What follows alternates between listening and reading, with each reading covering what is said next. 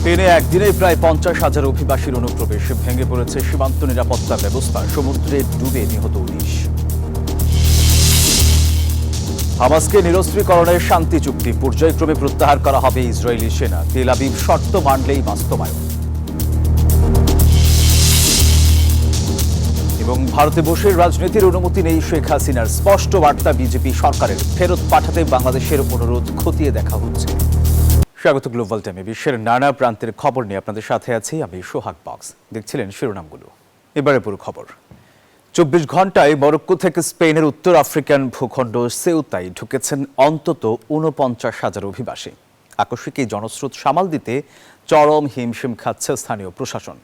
নিরাপত্তা নিশ্চিতে সেখানে সেনা মোতায়েন করেছে সরকার।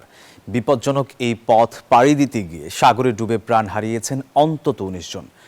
আর আকস্মিক অনুপ্রবেশকে সার্বভৌমত্বের লঙ্ঘন হিসেবে অভিহিত করেছেন স্পেনের প্রধানমন্ত্রী। রাতের আধারে সীমান্ত পাড়ি দিচ্ছেন হাজার হাজার মানুষ। কেউ আসছেন ভাসমান টিউব নিয়ে, তো কেউ আসছেন সাঁতার কেটে, কেউ বা আবার কাঁটাতারের বেড়া টপকে মরক্কো থেকে প্রবেশ করছেন স্প্যানিশ সিউটায়। ইউরোপের বিভিন্ন দেশের মতো স্পেনেও প্রতিনিয়তই অবৈধ অভিবাসীরা অনুপ্রবেশের চেষ্টা চালান। তবে একদিনেই 49,000 অভিবাসীর এই অনুপ্রবেশ রীতিমতো ভেঙেছে আগের সব রেকর্ড। এমনকি এর সংখ্যা শহরটির মোট জনসংখ্যার অর্ধেকেরও বেশি বলে জানিয়েছেন সংশ্লিষ্ট কর্তৃপক্ষ। এরই মধ্যে নিরাপত্তা বাহিনীর সঙ্গে অভিবাসী ও মানব পাচারকারী চক্রের সংঘর্ষের খবর পাওয়া গেছে। বেশ কিছু গাড়ি পোড়ানো সহ টিয়ারশেল নিক্ষেপ করে পরিস্থিতি উত্তপ্ত করার চেষ্টা করছে তারা।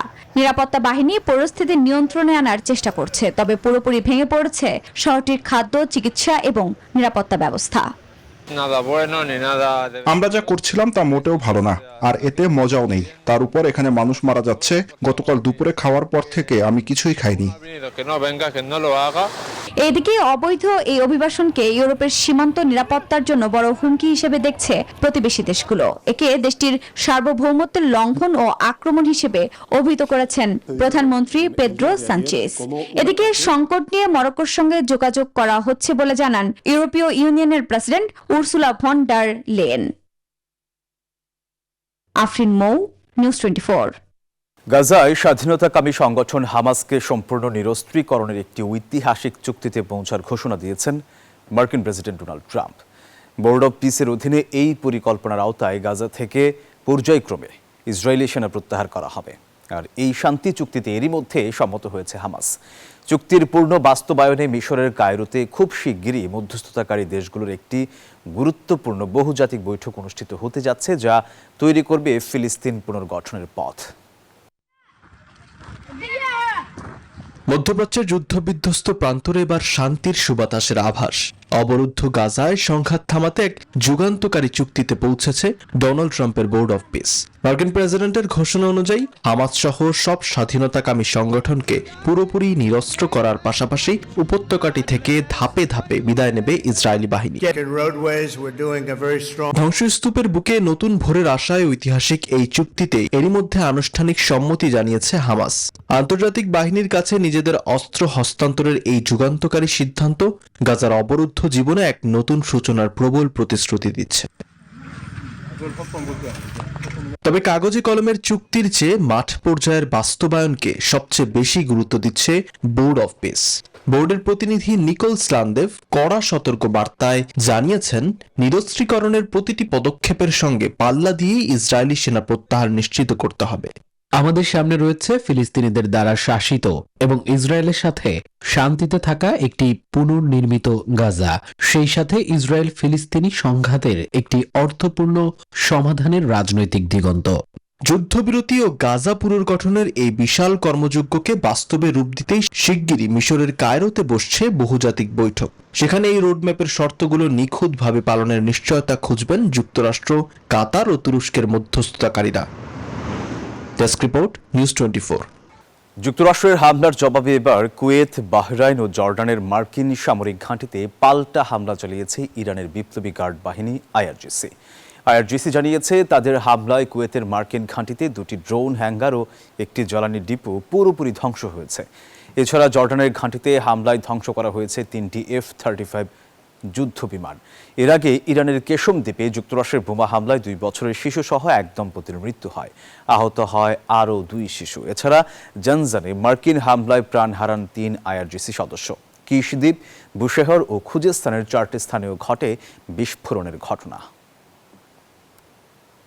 ভারতের মাটিতে বসে শেখ হাসিনাকে রাজনৈতিক কর্মকাণ্ড চালাতে দেয়া হচ্ছে না, আর তাকে ফেরত পাঠাতে বাংলাদেশের অনুরোধ খতিয়ে দেখা হচ্ছে। ভারতীয় সংসদীয় কমিটিকে এই কথা জানিয়েছে নরেন্দ্র মোদীর নেতৃত্বাধীন সরকার। ভারতের পররাষ্ট্র বিষয়ক সংসদীয় কমিটির ভারত বাংলাদেশ সম্পর্কের ভবিষ্যৎ শীর্ষক প্রতিবেদনে উঠে এসেছে এসব তথ্য। এদিকে গঙ্গা পানি বন্টন চুক্তি নবায়নে দ্বিপক্ষীয় আলোচনা শুরু না হওয়ায় উদ্বেগ প্রকাশ করেছে সংসদীয় কমিটি। ছাত্র জনতার অভ্যুত্থানের মুখে 2024 সালের 5 আগস্ট ভারতে পালিয়ে আশ্রয় নেন শেখ হাসিনা। এরপর বিভিন্ন সময় সংবাদ মাধ্যমকে সাক্ষাৎকার দিয়েছেন তিনি, এমনকি ভার্চুয়ালি দলীয় নানা বৈঠকে অংশ নিয়ে আসছেন। সম্প্রতি তিনি আবারও দেশে আসার কথা বলেছেন। এ ধরনের কর্মকাণ্ড করার সুযোগ পাওয়ায় বারবার প্রতিবাদ জানিয়েছে বাংলাদেশ। ভারতের লোকসভায় পররাষ্ট্র বিষয়ক সংসদীয় কমিটি ভারত বাংলাদেশ সম্পর্কের ভবিষ্যৎ শীর্ষক প্রতিবেদন জমা দিয়েছে। এই কমিটির নেতৃত্বে রয়েছেন কংগ্রেস সাংসদ শশী থারুর। প্রতিবেদনে বলা হয়, ভারতের কেন্দ্রীয় সরকারের পক্ষ থেকে জানানো হয়েছে, বাংলাদেশের ছাত্র জনতার অভ্যুত্থানে ক্ষমতাচ্যুত শেখ হাসিনাকে প্রত্যাবর্তনের বিষয়ে ঢাকার অনুরোধ নয়াদিল্লির সংশ্লিষ্ট কর্তৃপক্ষ খতিয়ে দেখছে। সংসদীয় কমিটি বলেছে, চরম সংকট বা অস্তিত্বের হুমকির মুখে থাকা ব্যক্তিদের আশ্রয় দেওয়ার ভারতের মানবিক মূল্যবোধের অংশ হিসেবে শেখ হাসিনাকে সেখানে থাকার সুযোগ দেওয়া হয়েছে। এ অবস্থান অব্যাহত রাখারও সুপারিশ করেছে সংসদীয় কমিটি। তবে কোনো রাজনৈতিক প্ল্যাটফর্ম বা ভারতীয় ভূখণ্ড ব্যবহার করে শেখ হাসিনাকে রাজনৈতিক কর্মকাণ্ড চালানোর কোনো সুযোগ দেওয়া হয়নি বলেও জানানো হয়। 30 বছর মেয়াদী ভারত বাংলাদেশ গঙ্গা পানি বন্টন চুক্তির মেয়াদ চলতি বছরের ডিসেম্বরে শেষ হতে চলেছে। চুক্তিটির নবায়নের বিষয়ে এখনো আনুষ্ঠানিক দ্বিপক্ষীয় আলোচনা শুরু না হয় উদ্বেগ প্রকাশ করে সংসদীয় কমিটি। সেই সাথে বাংলাদেশিদের জন্য ভিসা কার্যক্রম স্বাভাবিক করার তাগিদ দেওয়া হয়েছে। আফরিন মৌ, নিউজ 24।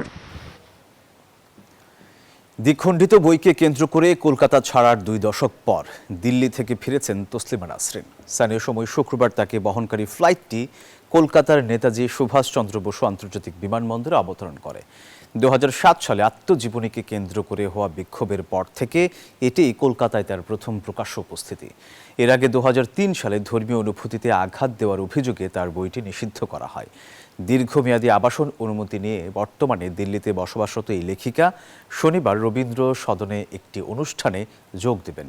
অনুষ্ঠানে পশ্চিমবঙ্গের মুখ্যমন্ত্রী শুভেন্দু অধিকারী এবং প্রখ্যাত কথা সাহিত্যিক শীর্ষেন্দু মুখোপাধ্যায়ের উপস্থিত থাকার সম্ভাবনা রয়েছে।